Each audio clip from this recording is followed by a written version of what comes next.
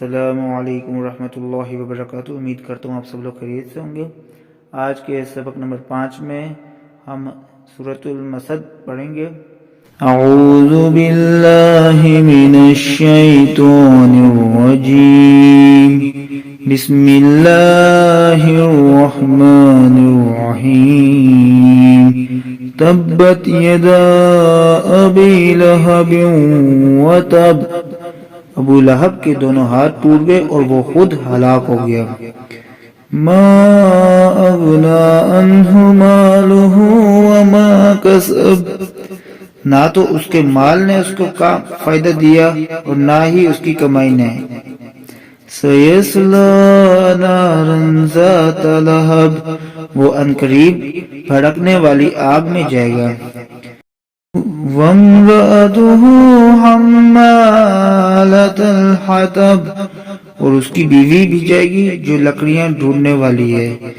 فی جیدہا حبل من مسد، اس کی گردن میں پیوست کھجور کی بٹی ہوئی رسی ہوگی۔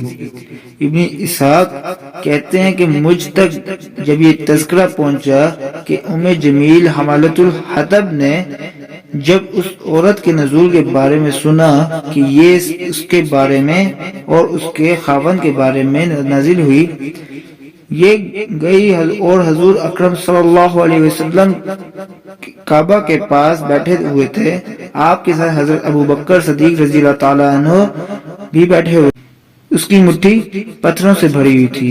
جب یہ ان دونوں کے پاس آ کر کھڑی ہوئی تو اللہ نے اس کی آنکھوں پر اس طرح پردہ ڈال دیا کہ وہ صرف ابو بکر کو دیکھ سکتی تھی۔ تو اس نے کہا، ابو بکر کہاں ہے تمہارا ساتھی؟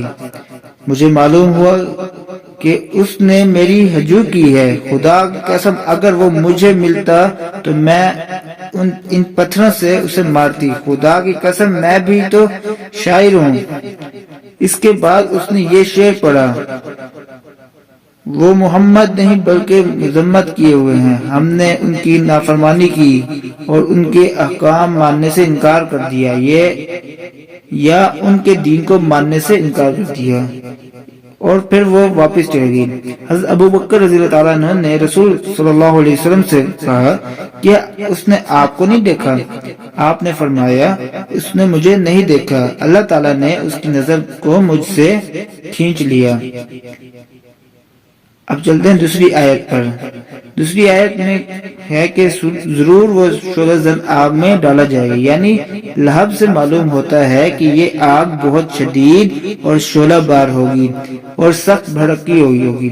لہب کے معنی سے بھی واضح ہے، یعنی شعلوں کا باب۔ اب چلتے ہیں اس کی اگلی آیت پہ۔ اس کی گردن میں مونچھ کی رسی ہوگی، یعنی کھجور کے پتوں کی جو رسی ہوتی ہے وہ ہوگی، اور اس رسی کے ساتھ اسے آگ میں باندھ دیا جائے گا، یا یہ رسی وہ ہوگی جس کے ساتھ لکڑیاں باندھی جائیں گی۔ اگر اس کا حقیقی معنی یہ بھی لیا جائے تو وہ وہاں بھی لکڑیوں اور کانٹوں کا گٹھا اٹھائے ہوئے جہنم میں جائے گی، اور اگر مجازی معنی لیا جائے تو معنی یہ ہوگا اور شرارت کی آگ کو بھڑکاتی ہے اور فتنہ اور فساد کی آگ بھڑکانے کی سعی کرتی ہے۔ حقیقت میرے بھائیوں یہ ہے کہ جو لوگ بھی دعوت اسلامی اور داعین حق کے خلاف اور اس قسم کی سازشیں کرتے ہیں، ان کی قسمت میں دنیا میں بھی ناکامی لکھی ہوئی ہے، اور وہ یہاں بھی ہلاک ہوں گے اور برباد ہوں گے، اور آخرت میں بھی وہ ایک سخت سزا پائیں گے۔ یہ ان کی مناسب سزا ہوگی۔ دنیا میں لکڑہاروں کی رسی جسے ذلت کی طرف اشارہ کرتی ہے، آخرت میں بھی یہ رسی اس کے گلے میں ہوگی۔ آج کے لیے اتنا ہی، انشاءاللہ اگلی ویڈیو میں ہم لوگ ملتے ہیں۔ تب تک لیے اپنا بہت سارا خیال رکھیے گا۔ اللہ حافظ۔